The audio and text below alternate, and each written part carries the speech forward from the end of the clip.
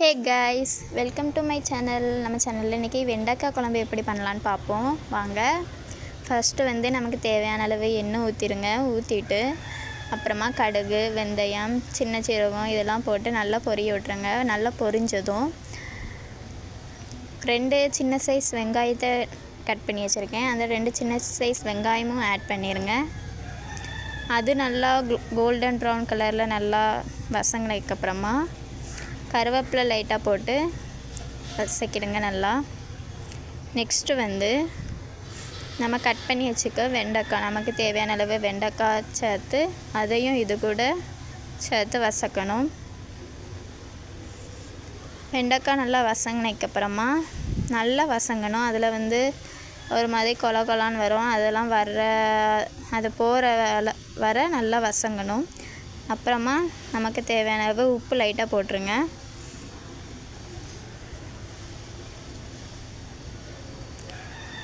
இது நல்லா ஓரளவு வசங்கைக்கு அப்புறமா தக்காளி, ஒரு சின்ன சைஸ் தக்காளி ஆட் பண்ணி அதையும் இது கூட ஆட் பண்ணி வதக்கிடுங்க நல்லா.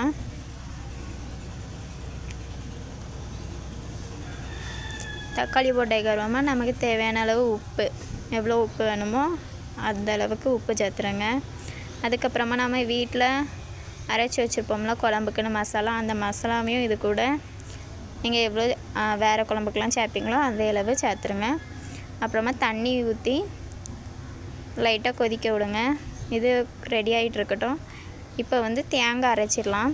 தேங்காவை அரைச்சிட்டு இது நல்லா கொதிச்சதுக்கப்புறமா அது கூட தேங்காயும் சேர்க்கணும்.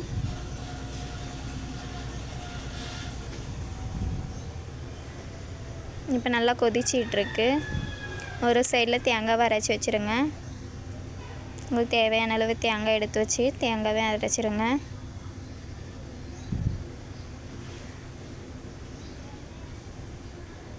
இது வெண்டைக்காய் நீங்கள் பிஞ்சி வெண்டைக்காய் மாதிரி எடுங்க. ரொம்ப முத்தின வெண்டைக்காய் குழம்புக்கு அவ்வளோ நல்லா இருக்காது. நல்லா பிஞ்சிரியாக இருக்கிற மாதிரி வெண்டைக்காய் கடையில் வாங்கி அதை வெட்டி போடுங்க. தேங்காய் ஆட் பண்ணிட்டோம்.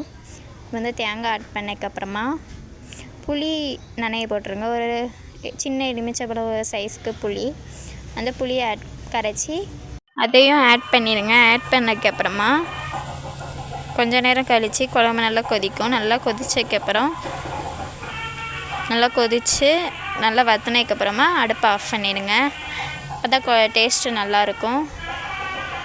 இந்த வீடியோ உங்களுக்கு பிடிச்சிருக்கும்னு நினைக்கிறேன். உங்களுக்கு இந்த வீடியோ பிடிச்சிருந்துன்னா லைக் பண்ணுங்கள், ஷேர் பண்ணுங்கள், மறக்காமல் நம்ம சேனலை சப்ஸ்கிரைப் பண்ணிடுங்க.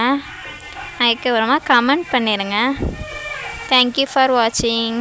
நன்றி.